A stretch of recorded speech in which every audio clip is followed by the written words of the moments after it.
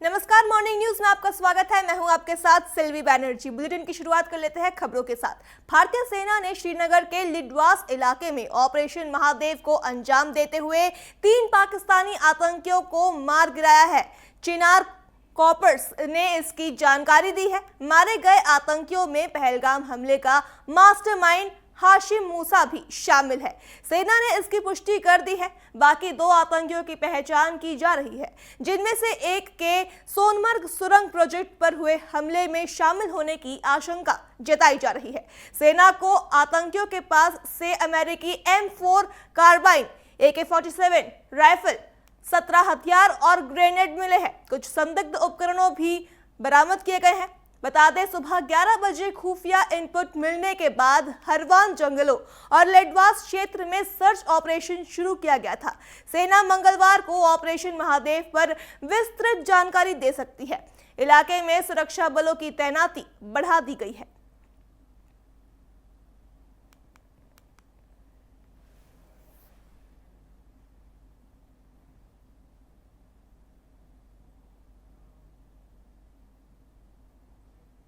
मध्य प्रदेश सरकार ने एक मानवीय और संवेदनशील कदम उठाते हुए गरीब परिवारों के लिए निःशुल्क शव वाहन सेवा की शुरुआत की है। बता दें, मुख्यमंत्री डॉक्टर मोहन यादव ने राजधानी भोपाल से इस सेवा को हरी झंडी दिखाकर रवाना किया।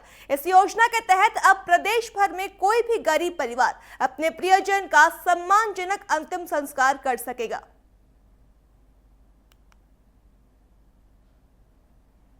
राष्ट्रीय स्वास्थ्य मिशन के सहयोग से राज्य सरकार ने 148 अत्याधुनिक शव वाहनों की व्यवस्था की है। इन वाहनों को आज मुख्यमंत्री डॉक्टर मोहन यादव ने भोपाल से हरी झंडी दिखाकर रवाना किया। योजना एक नजर में। योजना का नाम निःशुल्क शव वाहन सेवा। उद्देश्य गरीब परिवारों को सम्मानजनक अंतिम संस्कार के लिए वाहन उपलब्ध कराना। वाहनों की संख्या 148।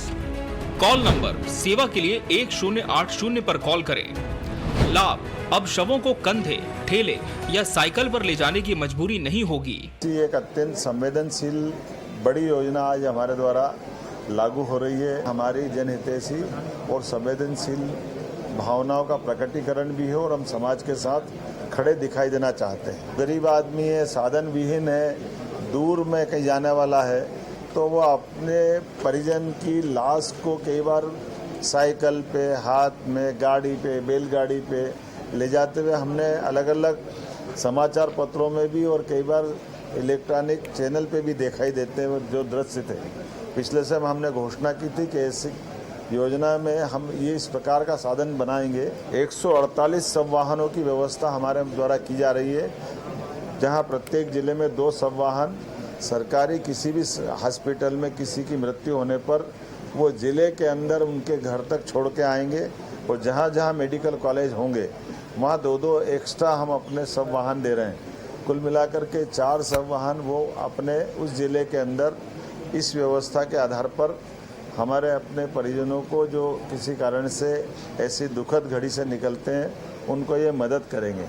मेरी अपनी ओर से इस संवेदनशील योजना के लिए जिसके आधार पर हम सेवा करेंगे, एक तरह से इस भाव को परमात्मा महाकाल और शक्ति दे ताकि और ऐसी नई योजना को हम लागू कर पाए। कल से ये सेवा पूरे मध्य प्रदेश में शुरू हो जाएगी।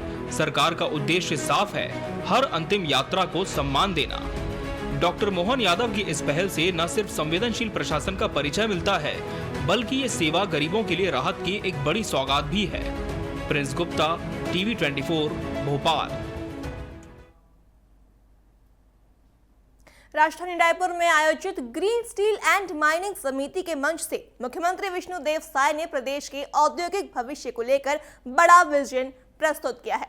उन्होंने कहा कि विकसित छत्तीसगढ़ का लक्ष्य आसान नहीं है, लेकिन हमने औसत से बेहतर तैयारी कर ली है। मुख्यमंत्री ने कहा कि छत्तीसगढ़ को स्टील हब बनाने की दिशा में काम तेज हो गया है। प्रधानमंत्री नरेंद्र मोदी द्वारा वर्ष 2070 तक देश को जीरो कार्बन बनाने के लक्ष्य की दिशा में छत्तीसगढ़ पूरी मजबूती से योगदान देगा, क्योंकि यहाँ पर्याप्त नवीनीकरण ऊर्जा संसाधन उपलब्ध है।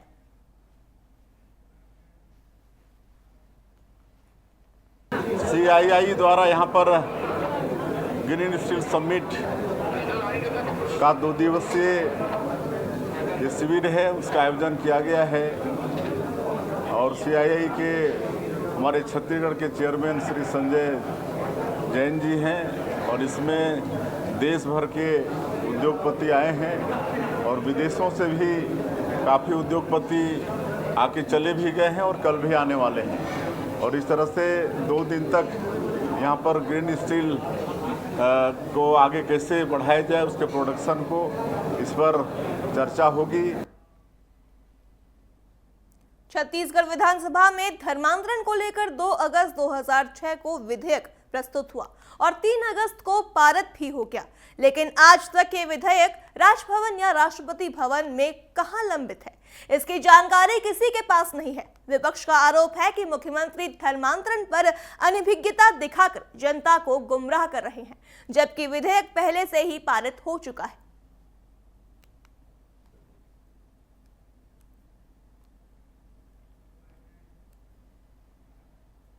बिल्कुल सही आपने कहा है कि 2006 में 2 अगस्त 2006 को ये प्रस्तुत हुआ और 3 अगस्त को विधानसभा में पारित हुआ और आज तक के राजभवन और राष्ट्रपति भवन में ये बिल कहाँ पे पड़ा हुआ है किसी की जानकारी में नहीं और मुख्यमंत्री जी को ये भी होश नहीं है कि इस प्रकार के बिल पहले से पारित हो गए हैं और उसके बारे में लोगों को धोखा देने के लिए कर रहे हैं। तो ये किसी ने बुलवा दिया, विष्णु जी बोल दिया, पहले पता तो करो बिल क्यों रुका हुआ है और अभी तक के लागू क्यों नहीं हुआ। विधानसभा ने तो कर दिया पारित, आप क्यों लागू नहीं कर पा रहे हो, ये बड़ा सवाल है। मध्य प्रदेश विधानसभा का मॉनसून सत्र शुरू होते ही सियासी पारा चढ़ गया है। सदन के अंदर श्रद्धांजलि, लेकिन बाहर कांग्रेस का हंगामा देखने को मिला। गिरगिट के खिलौने, काले गमछे और तख्तियां लेकर विधायकों ने सरकार पर आरोप लगाया है। ओबीसी आरक्षण पर सरकार गिरगिट की तरह रंग बदल रही है। वहीं सत्ता पक्ष का पलटवार भी अब देखने को मिला है। कांग्रेस जब सत्ता में थी तब आरक्षण पर मौन क्यों थी, देखिए रिपोर्ट। राजनीति में मुद्दे कभी सादे नहीं होते और जब बात आरक्षण की हो तो सवाल सिर्फ नीति का नहीं, नियत का भी बन जाता है। ओबीसी आरक्षण को लेकर कांग्रेस हमलावर है और भाजपा पर लगाए जा रहे हैं वादा खिलाफी के आरोप। सरकार कह रही है हमने आरक्षण की दिशा में ठोस कदम उठाए हैं और विपक्ष सिर्फ भ्रम फैला रहा है। अब जब गिरगिट का पोस्टर सामने आया, बहस मुद्दे से भटककर रंग बदलने लगी है। आज सत्र शुरू होने से पहले गांधी प्रतिमा के पास कांग्रेस विधायकों ने प्रदर्शन किया। हाथों में गिरगिट के खिलौने और तख्तियां थी। नारा वही था, सरकार ओबीसी को 27% आरक्षण नहीं देना चाहती। नेता प्रतिपक्ष उमंग सिंघार बोले, सरकार हर बार रंग बदल रही है, ओबीसी वर्ग को न्याय नहीं मिला। प्रदर्शन में सचिन यादव, जयवर्धन सिंह, कुणाल चौधरी जैसे कई विधायक शामिल रहे। हमने दिखाया कि जो गिरगिट रंग बदलता है उससे ज्यादा भारतीय जनता पार्टी रंग बदलती है। आप 27% आरक्षण की बात करते प्रदेश के अंदर, आप 13% आज रिजल्ट रोक रखा है। सुप्रीम कोर्ट के अंदर आप वकीलों को फीस दे रहे हो करोड़ों रुपए इन्हीं प्रदेश की जनता के पैसे का, लेकिन आप पूरे प्रदेश के ओबीसी वर्ग के जो बच्चे जिनकी एज जा रही है परीक्षाओं की, क्या आप उनके लिए संवेदनशील है? तो मैं समझता हूं कि मुख्यमंत्री खुद ओबीसी से आए, शिवराज जी ओबीसी से आए, तो आपको वोट चाहिए, लेकिन ओबीसी के पीठ पे छुरा घोंपने की भारतीय जनता पार्टी की आदत है। वहीं इस मामले पर सरकार का कहना है कि ओबीसी समाज के हक में हमने न केवल निर्णय लिए बल्कि उसे जमीन पर उतारा भी। डबल आरक्षण की कानूनी तैयारी हो या ओबीसी आयोग को संवैधानिक दर्जा, हमारी नीति स्पष्ट है और नियत साफ। मुख्यमंत्री डॉक्टर मोहन यादव कह चुके हैं, सामाजिक न्याय कोई नारा नहीं, हमारा संकल्प है। प्रदेश अध्यक्ष व भाजपा विधायक हेमंत खंडेलवाल ने कहा, कांग्रेस सिर्फ सस्ती लोकप्रियता के लिए प्रदर्शन करती है, वो जनता को बरगलाने का काम कर रही है और हमारी सरकार ओबीसी वर्ग को पूरा सम्मान दे रही है। कांग्रेस पे टिप्पणी नहीं करना चाहिए। वैसे कांग्रेस की आदत है बेमतलब में किसी भी विषय पे बोलना, और सरकार अपनी जगह सुदृढ़ है, सरकार सही निर्णय कर रही है, आम जनता के हित में। कांग्रेस कह रही है कि 27% आरक्षण सरकार देना नहीं चाहती। सरकार जो जो वादे किए सभी पर पूरा करेगी। सरकार हर चीज में सरकार हर वो काम और वो वादा जो जनता से किया उसे पूरा करे। कांग्रेस ने मॉनसून सत्र को लेकर रणनीति बनाई है। ओबीसी आरक्षण, खाद की किल्लत, ड्रग्स, महिला अपराध, भर्ती घोटाले, आदिवासी जमीन कब्जा और रिक्त पदों पर भर्ती जैसे मुद्दों को लेकर सरकार को घेरने की। वहीं भाजपा ने अपने विधायकों को स्पष्ट कर दिया है कि सदन में सरकार के खिलाफ सवालों से बचें। सवाल यही है, क्या कांग्रेस वाकई ओबीसी की आवाज उठा रही है या गिरगिट और गमछों की सियासत कर रही है? और क्या सत्ता पक्ष आरोपों से घिरा है या विपक्ष मुद्दों से भटका हुआ है? Bureau report. एक बार फिर धर्मांतरण का मुद्दा सियासत के केंद्र में है। छत्तीसगढ़ से दिल्ली तक बयानबाजी तेज हो गई है। राहुल गांधी ने अपनी पोस्ट में सीधे तौर पर बीजेपी और आरएसएस पर आस्था पर हमला करने का आरोप लगाया। छत्तीसगढ़ पीसीसी चीफ दीपक बैज ने भी मोर्चा संभालते हुए भाजपा सरकार को घेरा और पूरे प्रकरण को सुनियोजित बताया है। देखिए ये रिपोर्ट। दिनांक 25 जुलाई, दिन शुक्रवार, स्थान दुर्ग रेलवे स्टेशन। एक युवक और 3 युवतियों को उत्तर प्रदेश ले जाते हुए संदिग्ध अवस्था में 2 नन दिखाई दी। रोती बिलखती लड़कियों को देखकर साथ में मौजूद नन पर शक गया और बजरंग दल के कार्यकर्ता सक्रिय हुए। जमकर हंगामा हुआ, नारेबाजी हुई और पुलिस को हस्तक्षेप करना पड़ा।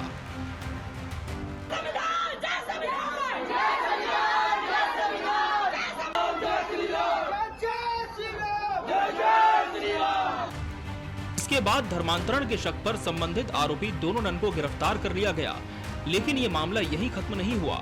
अब इस मामले ने राजनीतिक रूप से इतना तूल पकड़ा है कि इसकी गूंज दिल्ली के संसद भवन तक सुनाई देने लगी है।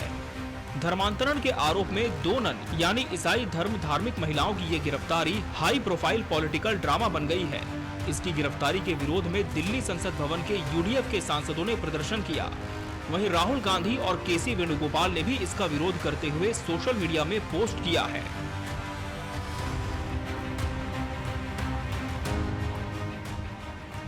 राहुल गांधी ने अपनी पोस्ट में जहां इस पूरे प्रकरण को बीजेपी और आरएसएस द्वारा आस्था को निशाना बनाना करार दिया है, वहीं पार्टी के महासचिव केसी वेणुगोपाल इस पूरे मामले में लीड करते हुए इसे अल्पसंख्यकों पर अत्याचार बता रहे हैं। बड़े नेताओं के पोस्ट के बाद छत्तीसगढ़ के कांग्रेस नेता भी इस मामले में सक्रिय हो गए हैं। दीपक बैज पूरे प्रकरण को लेकर भाजपा सरकार को आड़े हाथों ले रहे हैं। दुर्ग में मामला हुआ, ये मामला वो कहीं न कहीं सरकार को राजनीतिक चश्मे से ना देखकर इसकी आखिर सच्चाई क्या है, निष्पक्ष होकर इस पे जांच करना चाहिए और निष्पक्ष होकर जांच होने के बाद जो जिम्मेदार है उस पे कार्रवाई करें। कांग्रेस पार्टी के राष्ट्रीय महासचिव उन्होंने प्रधानमंत्री भी पत्र लिखा, यहाँ के मुख्यमंत्री को पत्र लिखा और आज लोकसभा में प्रोटेस्ट भी हुआ। पूरे देश में अल्पसंख्यक असुरक्षित है और भारतीय जनता पार्टी की जहाँ जहाँ सरकार है वो अल्पसंख्यकों को टारगेट करती है अपने वोट के खातिर, ताकि ध्रुवीकरण किया जा सके। फिलहाल एक बार फिर धर्मांतरण के मुद्दे पर सियासी जंग तेज हो गई है। दिल्ली से इस मामले में आए बयान ने धर्मांतरण के मुद्दे को और गर्माहट दे दी है। कांग्रेस के हमले के बाद भाजपा भी पलटवार करने से नहीं चूक रही है। 3 बेटियों को नर्सिंग की ट्रेनिंग दिलाने और उसके पश्चात नौकरी दिलाने का वादा किया गया था और नारायणपुर का एक व्यक्ति तीनों बेटियों को दुर्ग रेलवे स्टेशन पर 2 ननों को सुपुर्द कर दिया और नन लोगों के द्वारा तीनों बेटियों को आगरा ले जाया जा रहा था और इसमें इंक्वायरी हुई है और ये पूरा का पूरा मामला प्रलोभन देकर ह्यूमन ट्रैफिकिंग और उसके पश्चात मतांतरण करने का ये मामला है और इसमें मामला दर्ज हुआ है और इसकी जांच जारी है। फिलहाल धर्मांतरण, जिसको लेकर कांग्रेस और भाजपा हर बार आमने सामने रहते हैं, एक बार फिर मुद्दा बनकर सामने आया है। दुर्ग की घटना में कितनी सच्चाई है, ये फिलहाल पुलिस की जांच में है, लेकिन धर्मांतरण के विरोध के नाम पर होने वाली घटनाओं को लेकर भाजपा सरकार एक बार फिर निशाने पर है। Bureau report, TV 24 news.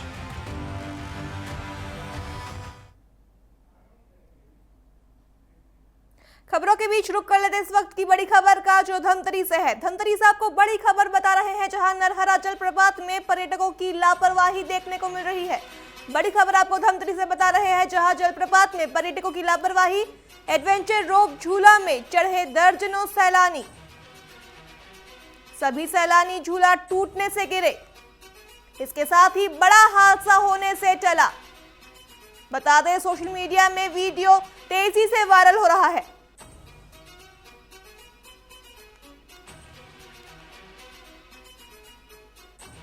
बड़ी खबर आपको धमतरी से बता रहे हैं, जहां पर्यटकों की लापरवाही देखने को मिल रही है, जिसका वीडियो आप देख सकते हैं अपने टीवी स्क्रीन पर। आपको बताते हैं, जलप्रपात में पर्यटकों की लापरवाही देखने को मिल रही है। धमतरी से आपको बड़ी खबर बता रहे हैं, जहां नरहरा जलप्रपात में पर्यटकों की लापरवाही का मामला सामने आया है। एडवेंचर रोप झूला में दर्जनों सैलानी चढ़ गए। सभी सैलानी झूला टूटने से गिर गए हैं। इसके साथ ही जो है बड़ा हादसा होने से टल गया है।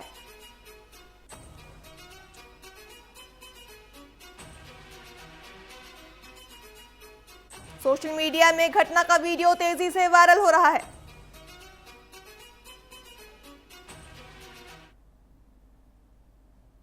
अगली बड़ी खबर रायपुर से है। राजधानी रायपुर से आपको बड़ी खबर बता रहे हैं, जहां मुख्यमंत्री विष्णुदेव साय का कल दिल्ली दौरा। दिल्ली के 2 दिवसीय दौरे पर कल रवाना होंगे मुख्यमंत्री विष्णुदेव साय। इसके साथ ही गृह मंत्री बीजेपी राष्ट्रीय अध्यक्ष से कर सकते हैं मुलाकात।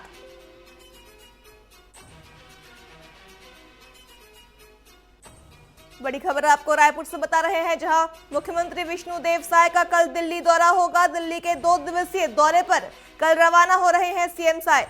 अन्य केंद्रीय मंत्रियों से भी सीएम साय करेंगे मुलाकात। छत्तीसगढ़ के सांसदों के साथ बैठक कर सकते हैं सीएम साय। दिल्ली के छत्तीसगढ़ सदन में सांसदों के साथ रात्रि भोज कर सकते हैं मुख्यमंत्री विष्णुदेव साय। सीएम साय के दिल्ली दौरे से कैबिनेट विस्तार से अटकलें हुई तेज।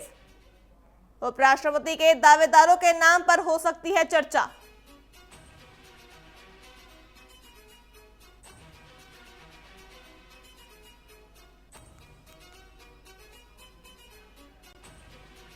अगली बड़ी खबर भोपाल से है। भोपाल से आपको बड़ी खबर बता रहे हैं, जहां विधानसभा में कल पेश होगा अनुपूरक बजट।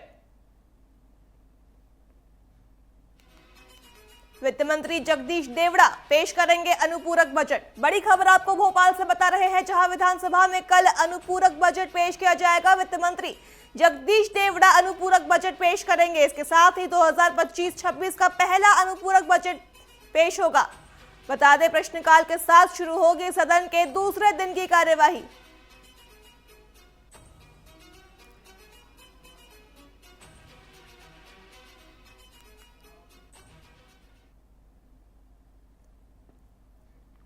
अगली बड़ी खबर भोपाल से है।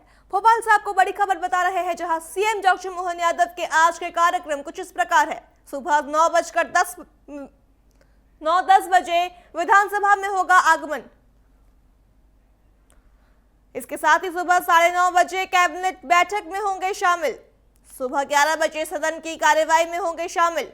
बता दें, दोपहर 12 बजे खुशाभाऊ ठाकरे हॉल में आगमन होगा। इसके साथ ही अंतर्राष्ट्रीय बाल दिवस में शामिल होंगे सीएम डॉक्टर मोहन यादव। शाम 4 बजे कानून व्यवस्था की समीक्षा के लिए करेंगे बैठक। बता दें, शाम 7 बजे बैठक में होंगे शामिल।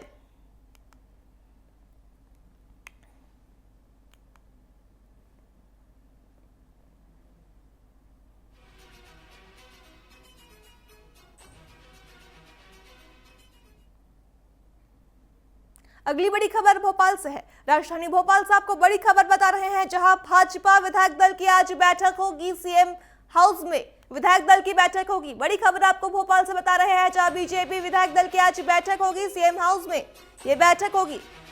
इसके साथ ही शाम 7 बजे ये बैठक विधायक दल की बैठक होगी। बैठक में मॉनसून सत्र के विषयों पर चर्चा होने की संभावना जताई जा रही है। बता दें, विपक्ष के सवालों पर जवाब देने के लिए बनाई जाएगी रणनीति।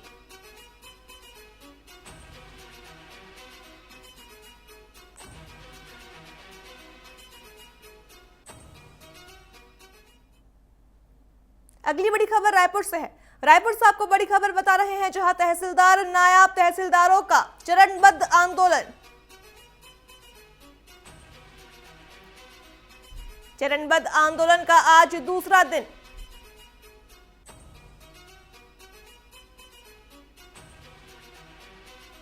बताते आज संभाग स्तरीय प्रदर्शन करेंगे तहसीलदार और नायब तहसीलदार। रायपुर के तूता स्थित धरना स्थल में धरना प्रदर्शन जारी।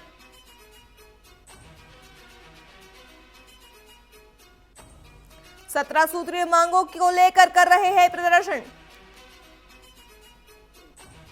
संसाधन नहीं तो काम नहीं के नारे के साथ प्रदर्शन जारी।